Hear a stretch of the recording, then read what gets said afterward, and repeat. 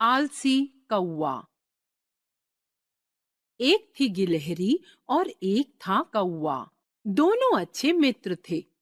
उनका एक और मित्र था भालू। एक दिन गिलहरी, कौवा और भालू एक साथ बाग में बैठे थे। कौवे ने कहा, आओ हम सब मिलकर खेती करें। जो पैदा होगा उसे तीनों आपस में बांट लेंगे। गिलहरी और भालू को कौवे की बात बहुत पसंद आई। गिलहरी बोली, चलो खेत जोत आएं। भालू हल ले आया। कौवे ने कहा, तुम दोनों चलो, मैं बहुत भूखा हूँ, रोटी खाकर आता हूँ। गिलहरी और भालू मिलकर खेत जोत आए। कौवा बैठा रहा।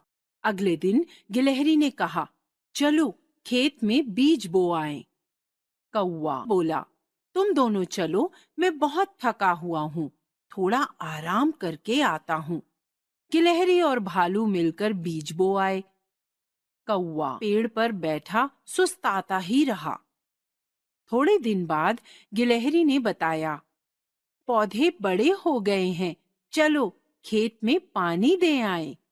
कौवा बोला, तुम दोनों चलो, मैं बहुत प्यासा हूँ, पानी पीकर आता हूँ। भालू और गिलहरी खेत में पानी दे आए। कौवा पेड़ पर से हिला तक नहीं। कुछ दिन के बाद फसल पककर तैयार हो गई। गिलहरी बोली, चलो मिलकर फसल काटें।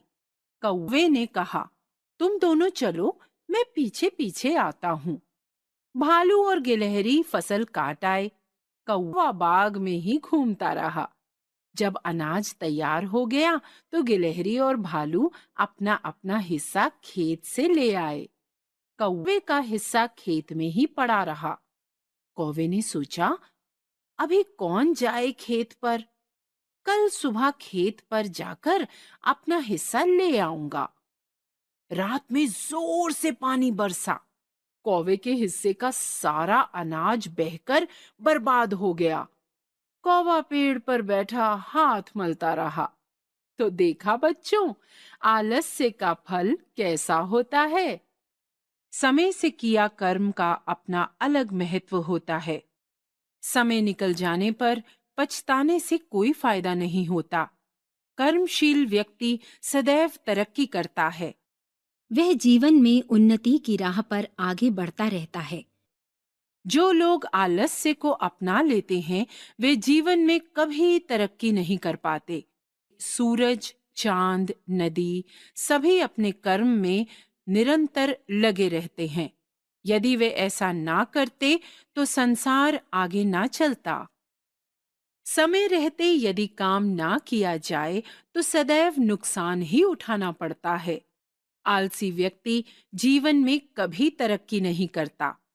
कर्म के सिद्धांत को जीवन में उतारने से ही जीवन में प्रगति की राह पर आगे बढ़ा जाता है। अतः आलस को त्यागो और कर्मशील बनो।